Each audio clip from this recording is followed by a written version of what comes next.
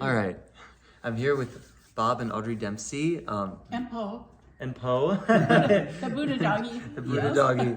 Yes, okay. Yes, I love those kisses.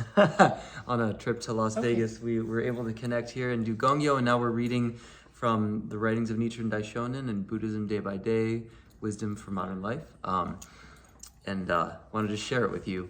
So hope you guys get something out of this too. From the writings, it says, when it comes to understanding the Lotus Sutra, I have only a minute fraction of the vast ability that Tiantai and Dengyo possessed. But as regards to my ability to endure persecution and the wealth of my compassion for others, I believe they would hold me in awe. Yes. Yeah. So, what does that mean to you? Well, the theoretical Lotus Sutra, the depth of the Lotus Sutra, is, so,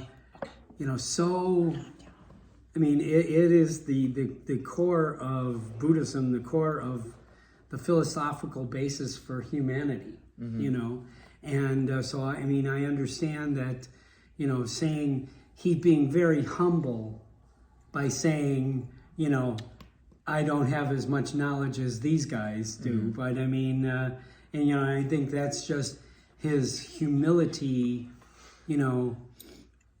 because, he was the one who was, through the evolution of the Lotus Sutra, that brought it to the public, brought it out of, the realm of just scholars and brought it to everyday human beings who could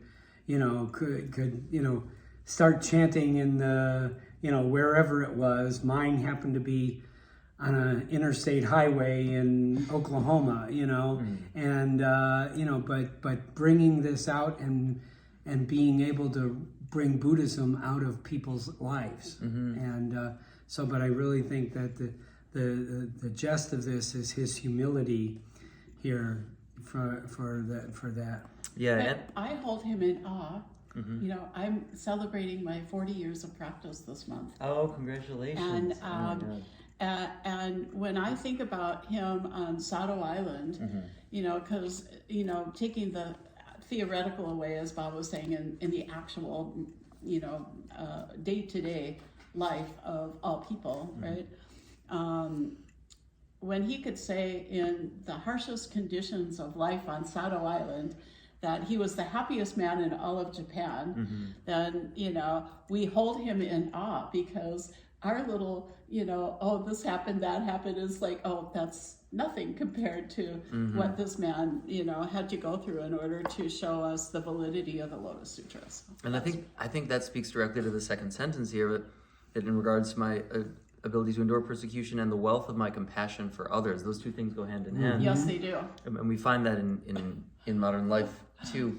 I find in my own life, the more I focus on myself, the more I suffer. The more I focus on others, the more I find happiness and joy. Yeah. It's part of a human nature. Yeah. And there's nothing more joyful than to share Buddhism with political people. Yeah. So hopefully get some of that seeped in through the infrastructure of how politics are run. That's what I've been doing ever since, since 2007. Yeah, Bob was telling me about the Obama story. So, it goes way beyond Obama. So, now I'm the president of the Nevada Federation of Democratic Women and also the Western Region Director. And so I've created an organization based on Buddhist principles, which you never find in any political organization of any kind. Yeah. And people are happy. They're happy and joyful when they come to my meetings. I don't know about some of the others, but... Oh my gosh. Well, yeah, politics is so hard for people's soul. But that's where we need to infuse, the spirit of Buddhism and the spirit of compassion and understanding, because these are the people that are making laws for, our country. And if they don't have that kind of understanding of compassion and wisdom, then we don't get any. Well, yeah, we get closer to conflict and gridlock and, Yeah, and war which is eventually. Like that's the Where ultimate we've side been of lately. negativity. So Yeah. anyway, Exactly. so that's my mission, is Yeah. to continue to do that. So, Yeah. we all have our own mission, because most of the time I'm happy to just sit home and cuddle with my Poe. I know. That's Poe's mission. Poe's Read the mission. other one because it's really good. Do you want to do the honors? Or do you want Okay, me to? I'll do it. Why don't you do it? Nichiren reminds us, it is the heart that is important. It is in the heart of faith that Buddhahood resides, and boundless and immeasurable happiness shines forth. Happiness is not something located far away. We must realize that it exists within our own lives. Nichiren Buddhism teaches this and shows us how to attain indestructible happiness. See, even my little Buddha doggy is listening, right? Yes. Yes, he's paying attention. Because he's got But, he's got a Buddha heart too.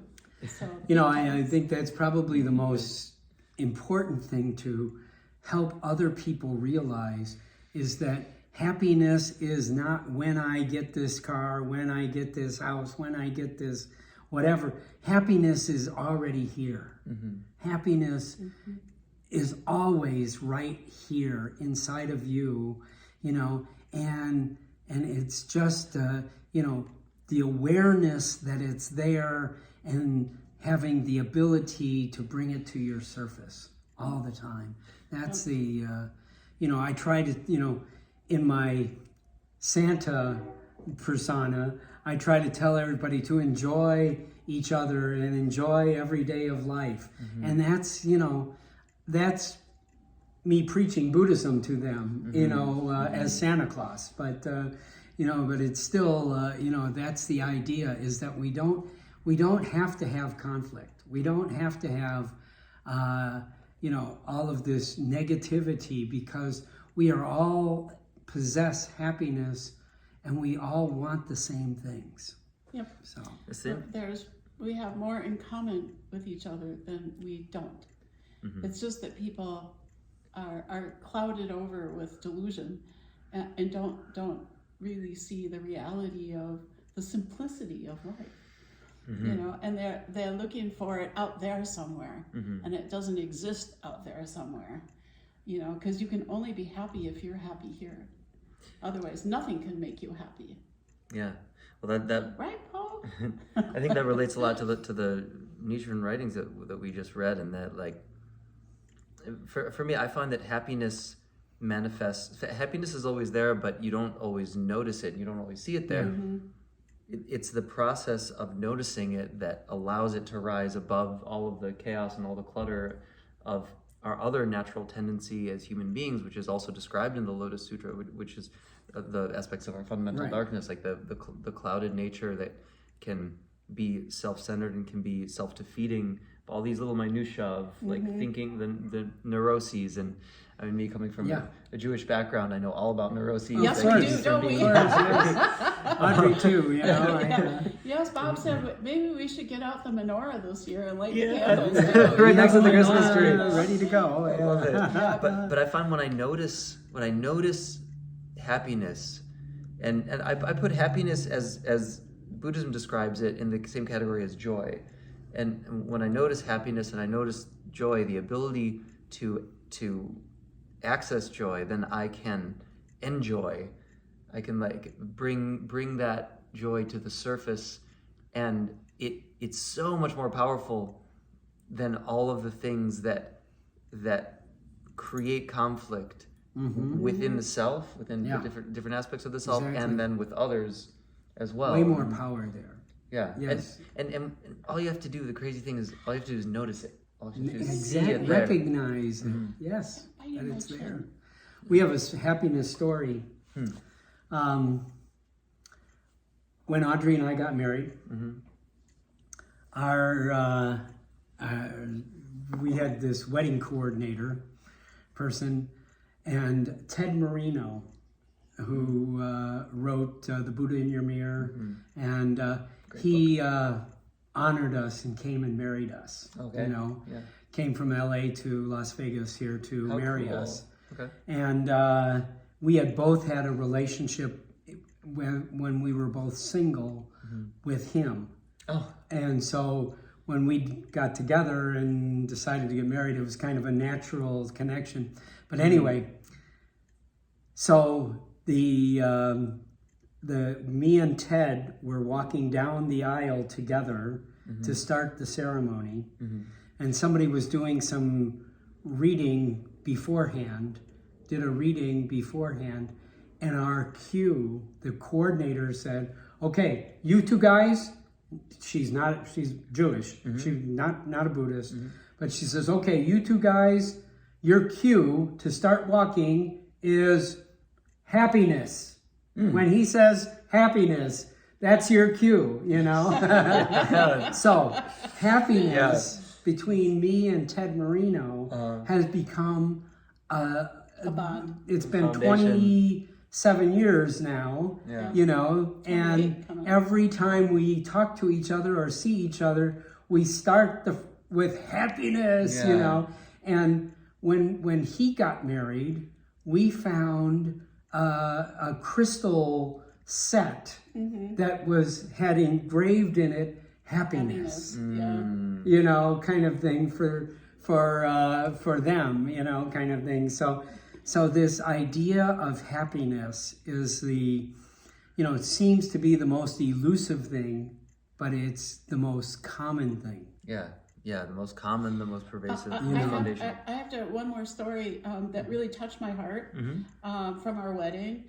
Is his cousin from Chicago, who very, very Irish Catholic, and she didn't want to come because it was a Buddhist ceremony. Oh, wow. But everybody talked her into it. Come on, it's Vegas. We're going to have a great time, you know.